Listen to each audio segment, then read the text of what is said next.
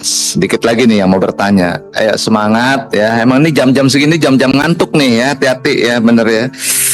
Karena ini terbuka, jadi saya mengingatkan buat mitra, buat anggota, ayo mukanya, matanya dibuka ya. Eko Patrio peringatkan jam ngantuk peserta rapat DPR. Entar digoreng lagi. Pimpinan Komisi 6 DPR Eko Patrio memperingatkan mitra hingga anggotanya untuk menahan kantuk.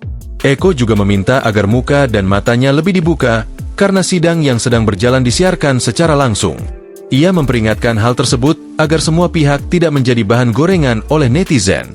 Hal itu Eko sampaikan saat rapat dengar pendapat bersama PT Perumbulok di Kompleks Parlemen, Senayan, Jakarta pada Rabu, 21 Januari 2026. Baik Bapak Ibu, sedikit lagi nih yang mau bertanya. Ayo semangat ya. Emang ini jam-jam segini jam-jam ngantuk nih ya. Hati-hati ya, bener ya.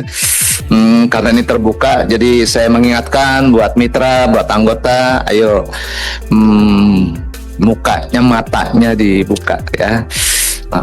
Ya, kalau karena ini pada ngantuk-ngantuk semua nih, kasihan nanti saya ya, orang luar ngelihat kasihan, ntar di goreng-goreng lagi.